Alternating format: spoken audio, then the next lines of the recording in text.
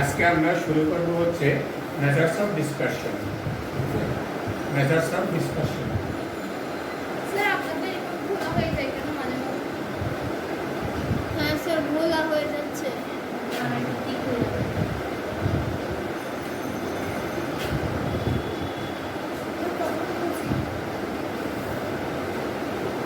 Measures of dispersion. Sir দেখো Measures of dispersion. Dispersion means এখানে দেন এটা।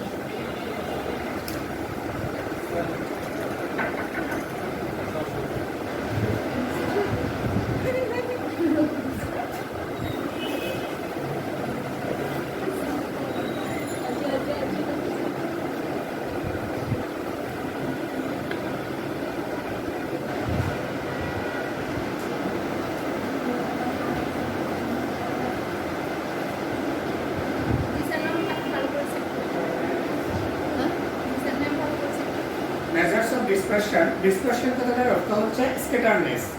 ঠিক আছে, আমরা ডিসপার্স অর্থাৎ ছড়িয়ে পড়া, ছিটিয়ে যাওয়া।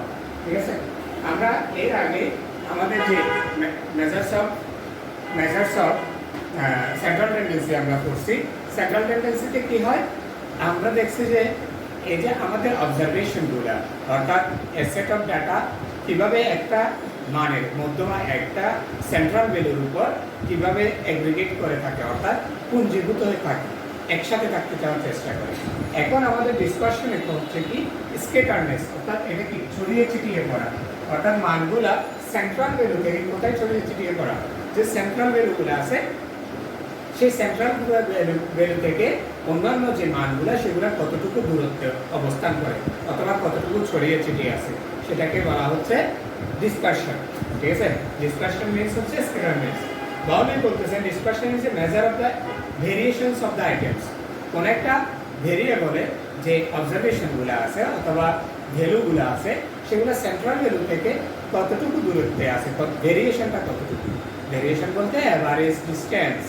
ঠিক আছে, ভেদাঙ্ক বাংলা যেটাকে বলে সেটা কতটুকু সেটা আমরা দেখব। আমরা সাধারণত এই যে মেজার্স অফ ডিসপারশনের জন্য যে প্রপার্টিসগুলো থাকে অর্থাৎ যে বৈশিষ্ট্যগুলো সেগুলো হচ্ছে ইজি টু দ্য আন্ডারস্ট্যান্ড। আমাদের যে মেজারমেন্টগুলো থাকবে এগুলো আমরা সঠিকভাবে সহজভাবে বুঝতে পারব। এরপরে হচ্ছে সিম্পল টু ক্যালকুলেট, এগুলা ক্যালকুলেট করতে সহজ হতে হবে। তারপরে হচ্ছে ইউনিকলি ডিফাইন্ড। ঠিক আছে, এটা অবশ্যই কি করতে হবে, আলাদা আলাদাভাবে প্রত্যেকটা ডেফিনেশন করতে হবে। তারপরে বেসড, এটা তোমাকে ক্যালকুলেশনটা কি হতে হবে, based on all possible values. প্রত্যেকটা ভ্যালুর উপর বেস করে এটাকে ক্যালকুলেশন করতে হবে। এরপরে affected by extreme value, extreme value দ্বারা কি হতে পারবে না, এটা প্রভাবিত হতে পারবে না। এক্সট্রিম ভ্যালু বলতে একটা ভেরিয়েবলে অবজারভেশনগুলো যখন আমরা নিই, সেই ইনকাম ডিস্ট্রিবিউশন হাইয়েস্ট ভ্যালু হচ্ছে আমার মনে করেন অ্যাভারেজ ভ্যালুগুলো হচ্ছে 50,000-এর কাছাকাছি। ওইখানে যদি কোনো একটা ভ্যালু 2 লাখ থাকে তাহলে এটা অনেক দূরে না, এক্সট্রিম পর্যায়ে না, অথবা 5000 থাকে তাহলেও এটা অনেক দূরে, তাই না? এগুলোকে বলা হচ্ছে এক্সট্রিম ভ্যালু। ধরতে হবে না, সমস্যা নেই। ভোলা হয়ে যাচ্ছে। পুরা হয়ে যাচ্ছে এটা ফ্যান বাতাসের কারণে, সমস্যা নেই। এরপরে হচ্ছে যে তোমাকে অ্যালজেব্রিক ট্রিটমেন্ট করতে হতে পারে। এখন এই মেজার্স অফ ডিসপারশনটা দুই ধরনের পেয়ে থাকি আমরা, একটা হচ্ছে অ্যাবসলিউট মেজার আর একটা হচ্ছে রিলেটিভ মেজার।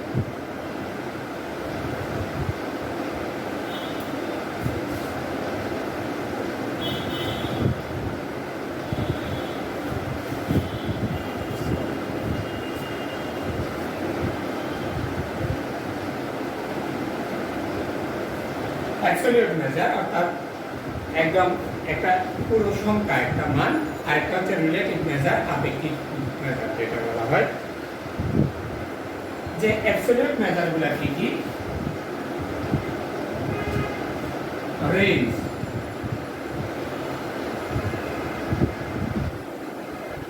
অ্যাবসলিউট মেজারের প্রথমটা আসতেছে রেঞ্জ, তারপরে হচ্ছে কোয়াড্রান্ট ডেভিয়েশন,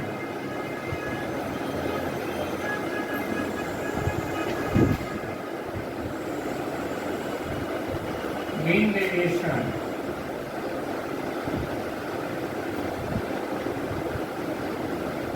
4 নাম্বার হচ্ছে standard deviation.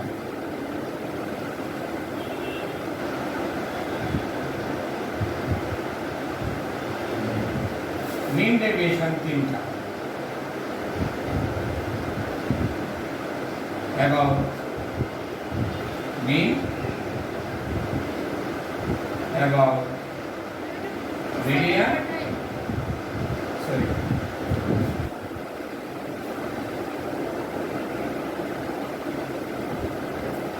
mean deviation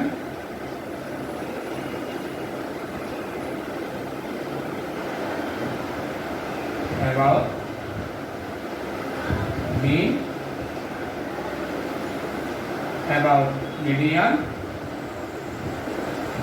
about mood বুঝি না ঠিক আছে মেন ডিভিশন আমাদের রেঞ্জ আমি সবগুলোর আলাদা আলাদাভাবে ডেফিনিশন এবং ফর্মুলাগুলো প্রথমে আসতেছে রেঞ্জ, তারপর হচ্ছে কোয়ার্টাইল ডেভিয়েশন, তারপরে মিন ডেভিয়েশন। মিন ডেভিয়েশনটা 3টা, mean deviation about mean, mean deviation about median, mean deviation about mood.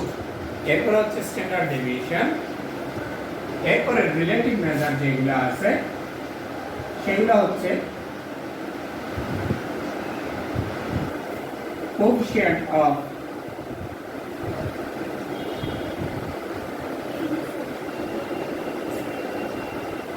range, coefficient of range,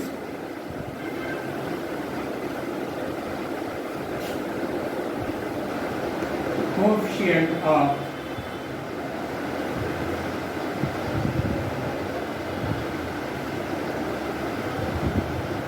quartile deviation,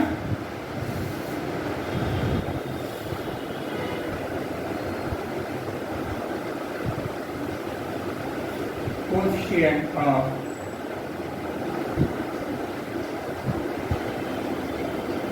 mean deviation, coefficient of variation.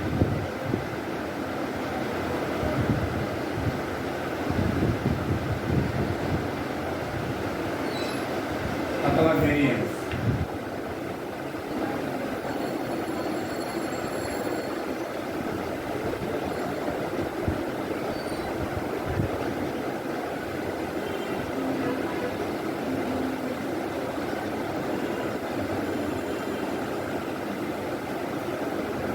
Coefficient of mean deviation 3 ধরনের, একটা হচ্ছে coefficient of mean deviation about mean, coefficient of mean deviation about median, coefficient of mean deviation about mood.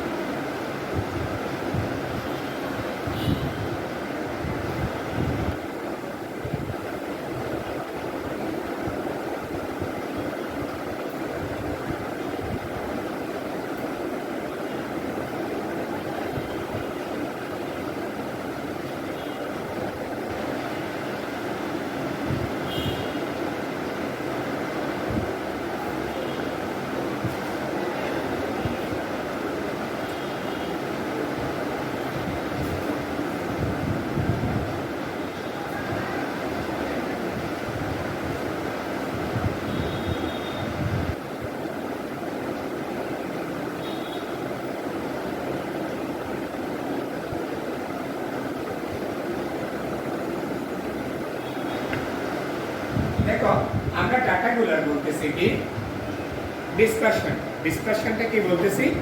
Average distance from the central value. ঠিক আছে, আমরা observation central value থেকে অন্যান্য যে অবজারভেশনগুলো আছে এগুলো এভারেজের কতটুকু দূরে থাকে সেটাই আমরা কি করি মেজার করি। ঠিক আছে, এটার কারণ কি, মেজার করার কারণ কি? দেখা গেছে সেন্ট্রাল ভ্যালু থেকে অন্যান্য ভ্যালুগুলো যদি বেশি দূরে থাকে, ছড়িয়ে ছিটিয়ে থাকে, তখন ওই ডাটাটা ইনকনসিস্টেন্ট হয়। ঠিক আছে, ইনসাফিসিয়েন্ট হয়। কেন? সে আমরা যদি ইনকাম লেভেল বলি, আমি অন্যান্য ইয়ারগুলো থেকে আমি পড়ে যাচ্ছি, মনে করো একটা ইনকাম ডিস্ট্রিবিউশনের সেন্ট্রাল ভ্যালু হচ্ছে, অর্থাৎ মিন হচ্ছে, অ্যাভারেজ ইনকামটা হচ্ছে 40,000। অ্যাভারেজটা কত? 40,000। এখন সবগুলা অন্যান্য যে অবজারভেশনগুলো আছে এগুলা 40,000 এর কাছাকাছি থাকতে চায়, তাই না? কারো 38,000, কারো 42,000, কারো 50,000, কারো 48,000, কারো 38,000, কারো 36,000, সব কাছাকাছি, তাই না? তাহলে সবাই যদি কাছাকাছি ইনকামের লোকজন হয় তখন ওই সমাজ ব্যবস্থায় যে তাদের যে ব্যয় করার ক্ষমতা সেটা প্রায় একই ধরনের হবে। তখন তাদের মধ্যে যে অসুস্থ কোনো কম্পিটিশন করা সেই ক্ষমতাটা খুব বেশি থাকবে না, চেষ্টা করবে। এখন মনে করো ওই ইনকাম ডিস্ট্রিবিউশনে যদি কারো যদি ইনকামটা 1 লক্ষ টাকা হয়, তাহলে যাদের ইনকাম 40,000 টাকা, তারা 1 লক্ষ টাকা যাদের ইনকাম, তাদের সাথে মার্কেট কম্পিটিশনে টিকে থাকতে পারবে না। আবার যাদের ইনকাম 10,000 বা 15,000, তারাও 40,000-এর সাথে কি কম্পিটিশনে টিকে থাকতে পারবে না। তখন ওই সমাজ ব্যবস্থার মধ্যে একটা অস্থিরতা কাজ করবে। যাদের ইনকাম কম তারা ইনকাম বাড়ানোর চেষ্টা করবে, যাদের ইনকাম বেশি তারা ওই কম ইনকামের যে লোকগুলো তাদেরকে মার্কেটে ডমিনেট করবে, ঠিক আছে? তখন সবারই একটা টেন্ডেন্সি থাকবে ইনকাম লেভেলটা বাড়ানো। তখন আমাদের যে আর্থসামাজিক ব্যবস্থাটা আছে ওইখানে যদি আমরা ইনকামটা সঠিক উপায়ে নির্বাহ করতে না পারি তখন আমরা বিভিন্ন ধরনের অসৎ উপায়ে চলে যাওয়ার চেষ্টা করি। ফলে সমাজের মধ্যে একটা কি চলে আসে, অস্থিরতা চলে আসে, সাস্টেইনেবিলিটিটা নষ্ট হয়ে যায়, তাই না? বিভিন্ন ধরনের অপরাধমূলক কাজগুলো সৃষ্টি হয়। এই জন্য দেখা যাচ্ছে আমাদের যে ডিস্টেন্সটা সেই ডিস্টেন্সটা কতটুকু অবস্থায় আছে। আমাদের কাজ হচ্ছে যে ভেরিয়েবিলিটিটা কমানো।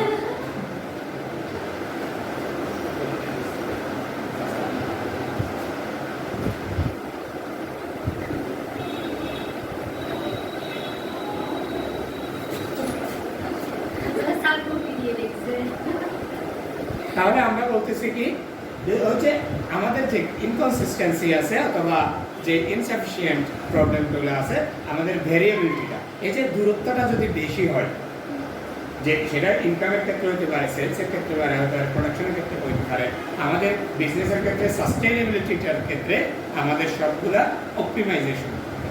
সে জায়গায় যদি ভেরিয়েবিলিটি কম থাকে তাহলে ওটার প্রোডাক্টিভিটিটা কি হয়ে যায়, কমে যায়। প্রোডাক্টিভিটি যখন কমে যাবে তখন তোমার আলটিমেট রেজাল্ট যে প্রফিটের অংশ সেটা সাস্টেইন করবে না, ভালো বিজনেসটা ভালো হবে না। ফলে সমাজ ব্যবস্থার মধ্যে বিভিন্ন ধরনের প্রভাবগুলো পড়বে। এই জন্য আমাদের ডিসপারশনটা কীরকম, অর্থাৎ এই যে এভারেজ ডিস্টেন্সটাকে আমরা কমানোর চেষ্টা করি। এখানে কি কি কারণে এই ডিসপারশনটা বেশি হচ্ছে, অর্থাৎ ভেরিয়েবিলিটিটা বেশি আসতেছে, সেটা আমরা মেজার করি। সে মেজার করার যে পদ্ধতিগুলো সেগুলো হচ্ছে এইগুলো। আমরা একটা হচ্ছে অ্যাবসলিউট মেজার করি আর একটা হচ্ছে রিলেটিভ মেজার করি। অ্যাবসলিউট মেজার এবং রিলেটিভ মেজারটা হচ্ছে কিছুর জন্য আমরা যখন অ্যাবসলিউট মেজারগুলো করি তখন মনে করো ইনকাম ডিস্ট্রিবিউশন থাকলে আমরা সেটা টাকা, রুপি, ডলার এভাবে একটা ইউনিট থাকে, তাই না? আবার কিন্তু রিলেটিভ মেজারগুলো হচ্ছে কি একটা রেশিও। রেশিওটা হচ্ছে কি অ্যাবসলিউট মেজার এবং তার রেসপেক্টিভ যে মেজারমেন্টটা থাকে সেটার একটা কি রেশিও। রেশিওতে সাধারণত আমরা রেশিও জানি কি ইউনিটলেস একটা ভ্যালু, অর্থাৎ এটা কোনো কি থাকে না, ইউনিট থাকে না, একক থাকে না। তখন আমরা যে কোনো কিছু তুলনা করতে সহজ হয়ে যায়। যখন মনে করো আমরা রুপির সাথে টাকার তুলনা করতে পারবো না, কারণ এখানে একটা এক্সচেঞ্জ রেট থাকে, দুটা ইকুয়াল না, তাই না? অর্থাৎ ইউনিট ভ্যালুটা একই না, যার কারণে আমরা যখন ওই মেজারমেন্টগুলোকে আমরা কি করতে পারবো, এই ইউনিট ফ্রি করে ফেলতে পারি। তখন আমরা যে কোনো ধরনের কম্প্যারিজন অথবা অন্যান্য যে কাজগুলো আছে এটা করতে সহজ হয়ে যায়। এই জন্য আমরা কি করি, রিলেটিভ মেজারমেন্টগুলো বের করে থাকি বা দেখে থাকি, ঠিক আছে? এবার আমরা যাব এই ডেফিনেশনগুলো, একটা ভ্যালুটা কিভাবে ডিফাইন করতে পারি। আমরা প্রথমে যাব রেঞ্জ। রেঞ্জ হচ্ছে কি distance between highest value and lowest value, difference between the value of smallest item and the value of largest item. Range টা হচ্ছে কি small value at largest value এবং smallest value যে ডিফারেন্সটা, পার্থক্যটা, সেটাকে আমরা কি বলবো, রেঞ্জ। রেঞ্জকে সাধারণত আমরা আর দ্বারা ডিনোট করি, কি দ্বারা, আর দ্বারা।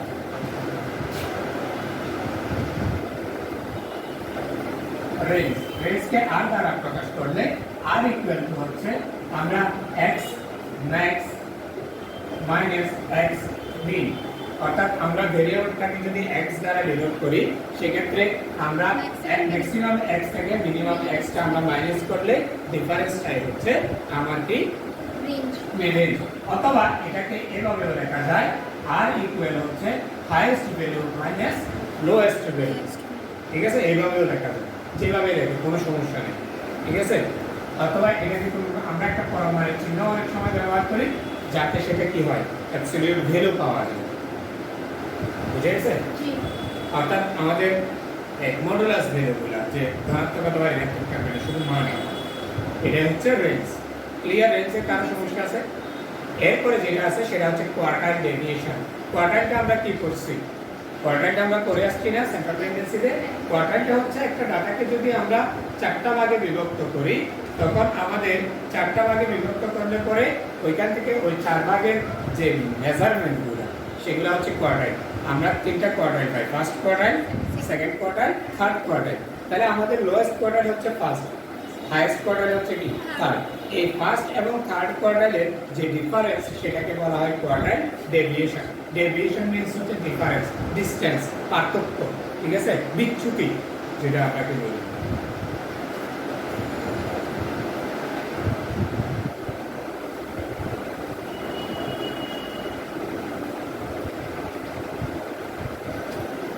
তাহলে কোয়ার্টাইল ডেভিয়েশন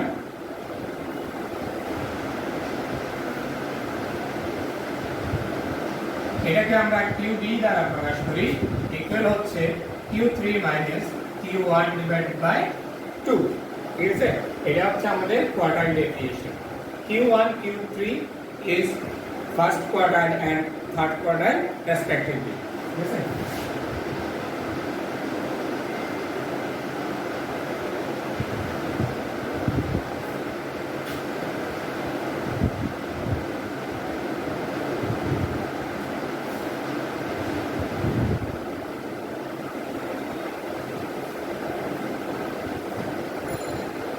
এটা হচ্ছে কোয়ার্টাইল ডেভিয়েশন। কোয়ার্টাইলটা আমরা সেন্ট্রাল টেন্ডেন্সিতে কিভাবে বের করে সেটা আমরা দেখে আসছি। রেঞ্জ বের করার সহজ হচ্ছে, রেঞ্জ বের করতে আমাদের খুব সহজ। হাইয়েস্ট ভ্যালু থেকে লোয়েস্ট ভ্যালু আমরা মাইনাস করি। এটা খুব দ্রুত আমরা যে কোনো একটা ডিস্ট্রিবিউশনে খুব দ্রুত একটা আনসার দিতে পারি। অর্থাৎ ওই ডিস্ট্রিবিউশনটা কতটুকু বিস্তৃত সেটা আমরা বলতে পারি। মনে করো একটা লোকের একটা ইনকাম ডিস্ট্রিবিউশনের লোয়েস্ট ইনকাম হচ্ছে আমার 25,000 টাকা, হাইয়েস্ট ইনকাম হচ্ছে 85,000 টাকা। তাহলে 25 থেকে 85 বিয়োগ করলে আমরা পাবো 60,000। অর্থাৎ ওই ইনকাম ডিস্ট্রিবিউশনের বিস্তৃতি হচ্ছে কত 60,000 এর মধ্যেই থাকে।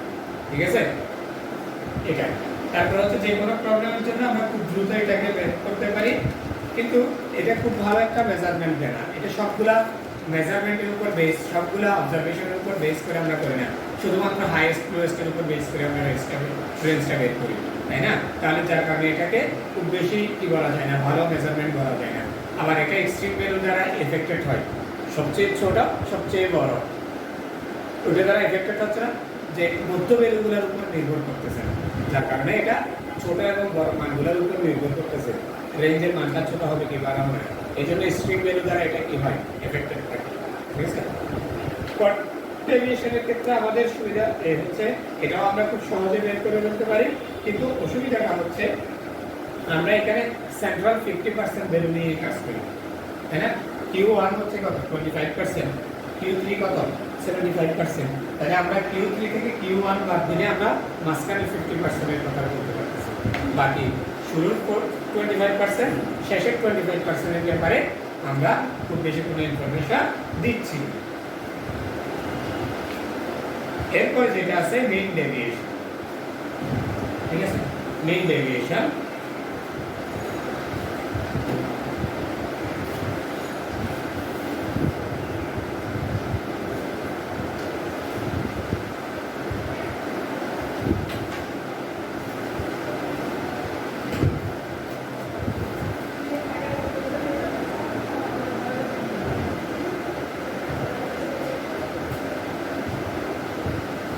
মিন ডেভিয়েশন, মিন ডেভিয়েশন বলতে ডেভিয়েশনের এভারেজ। মিন মানে কি? এভারেজ, গড়। ঠিক আছে, তাহলে মিন ডেভিয়েশন মানে ডেভিয়েশনগুলোর এভারেজ।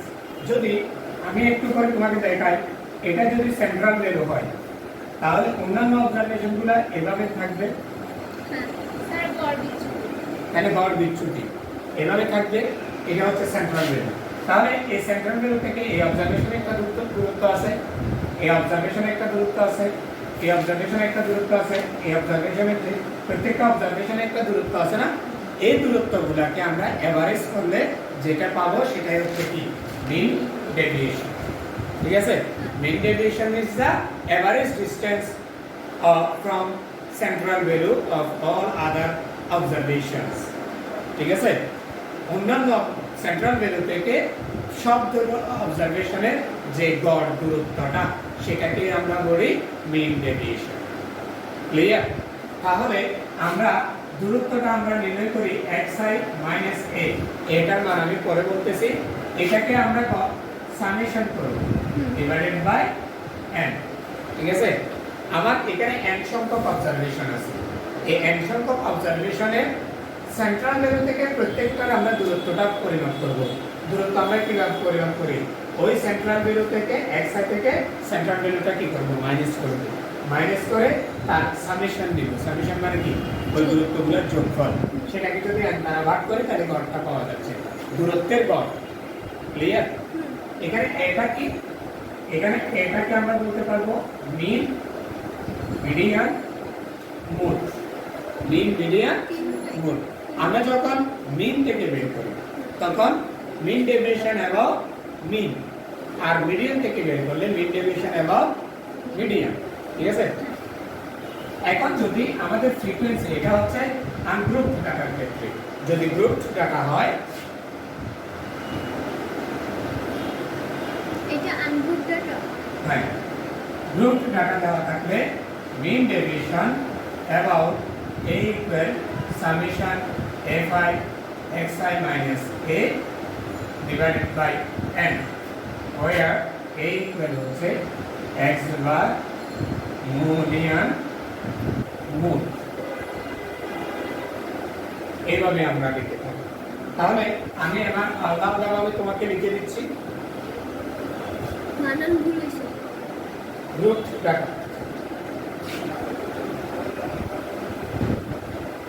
Grouped data.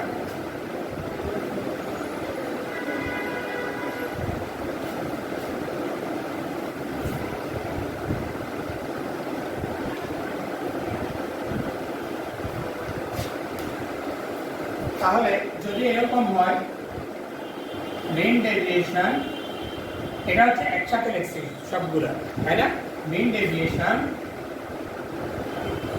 অ্যাবাউট মিন, সেটা কি হবে? মিন ডেভিয়েশন, মিনটাকে আমরা x বার দ্বারা ডিনোট করি, ইকুয়াল হচ্ছে summation xi minus x bar divide by n, অর্থাৎ এর জায়গায় আমরা কি বসাইছি? x বার। আর গ্রুপড ডাটার ক্ষেত্রে হচ্ছে summation fi into pixel xi minus x bar divided by n। এখানে আমরা একটা অ্যাবসলিউট মেজারের কি করছি? মডুলাস ব্যবহার করছি, কারণ দূরত্ব কখনো কি হইতে পারে না, দূরত্ব কখনো নেগেটিভ হয় না, ডিসটেন্স কখনো নেগেটিভ হয়, ডিসটেন্স কখনো নেগেটিভ হয় না, যার কারণে এখানে পজিটিভ নেগেটিভ যায় আসুক সবগুলো কি হবে? পজিটিভ হবে। ঠিক আছে, এই জন্য আমরা মডুলাস সাইনটা ব্যবহার করছি। এর বুঝতে কার সমস্যা আছে? তাহলে আমরা এর জায়গায় কি বসাইছি? মিন। এর জায়গায় কি বসাইছি? মিন। ঠিক আছে, মিন ডেভিয়েশন অ্যাবাউট মিন এর জন্য। যদি এখন মিন ডেভিয়েশন অ্যাবাউট মোড হয়,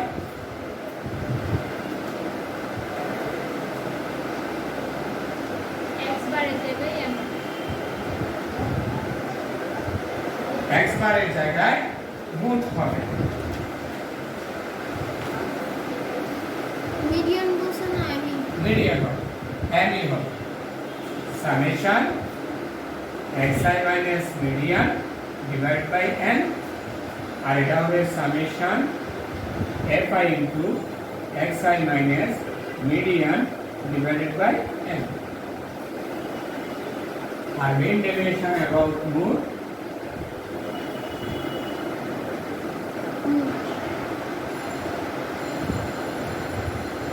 এর জায়গায় এখন কি হবে NO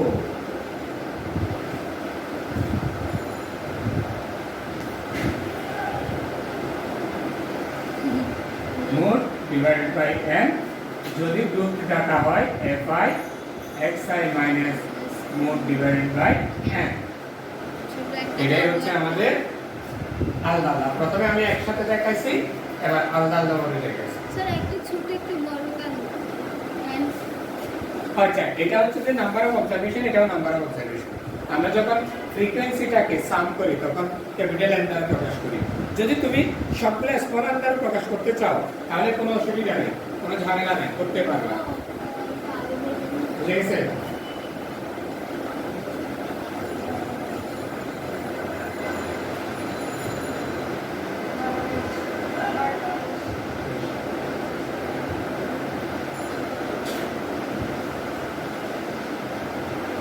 কারো বুঝতে অসুবিধা আছে?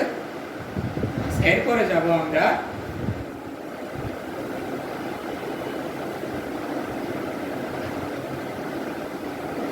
Standard deviation.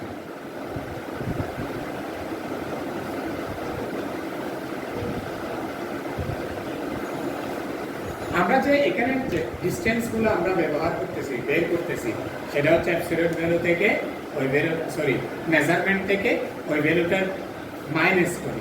আসলে এটাকে যদি ম্যাথমেটিক্যালি অথবা জিওমেট্রিক্যালি প্রুভ করতে হয় তাহলে আমরা যে ডিসটেন্সটা, সেই ডিসটেন্সটা আমরা বের করি কিভাবে? আমরা ম্যাথমেটিক্সে পড়ে আসছি x2 minus x1 whole square plus y2 minus y1 whole square whole to the power, এরকম না? কিন্তু এখানে ডিসটেন্সটা বের করা হচ্ছে শুধুমাত্র মাইনাস করে অ্যাবসলিউট মেজার এই মডুলাস দিয়ে। ঠিক আছে? স্ট্যান্ডার্ড ডেভিয়েশন বের করার জন্য আমরা পরিমিত যে ব্যবধানটা আমরা বের করি সেটা হচ্ছে এইভাবে।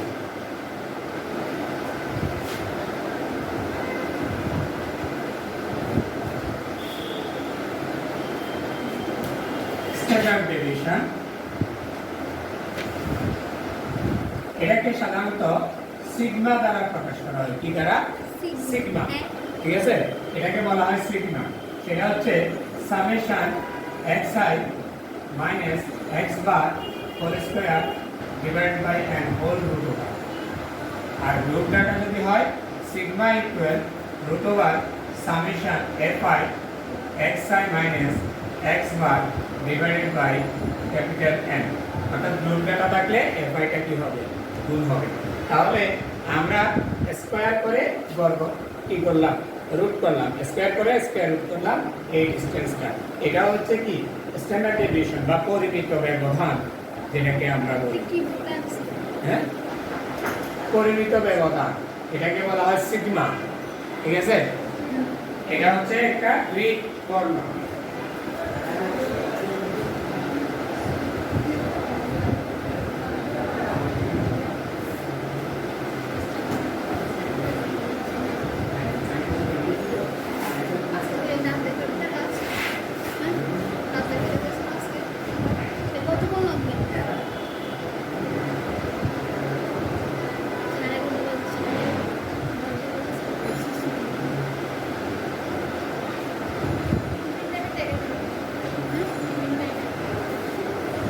আর এতটুকু বুঝতে অসুবিধা আছে? Standard deviation. এবার ভেরিয়েন্স একটা শব্দ আছে। স্ট্যান্ডার্ড ডেভিয়েশনকে যদি আমরা স্কয়ার করি তখন আমরা কি পাই? ভেরিয়েন্স। ভেরিয়েন্সটা হচ্ছে কি sigma square summation xi minus x bar whole square divided by n। আর যদি গ্রুপ ডাটা হয় summation fi xi minus x bar তার উপর whole square into capital N। হ্যাঁ, এটা হচ্ছে স্ট্যান্ডার্ড ডেভিয়েশন। হচ্ছে রুট থাকবে, ভেরিয়েন্সের মধ্যে কি থাকবে না? রুট থাকবে না। ক্লিয়ার? এটা গ্রুপ ডাটার জন্য, এটা গ্রুপ ডাটা।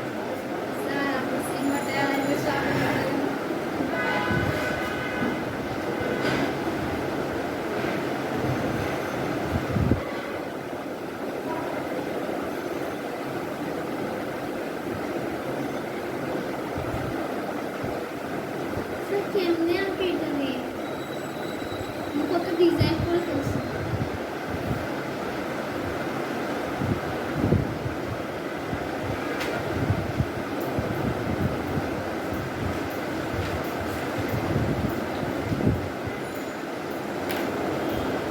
আজকে আমরা এতটুকু আলোচনা করব। নেক্সট ক্লাসে আমরা এটা কিছু ওয়ার্কিং ফর্মুলা আছে এবং like comment and subscribe. Working formula আছে এবং শর্টকাট মেথড আছে, সেগুলো নিয়ে আমরা আলোচনা করব। ঠিক আছে?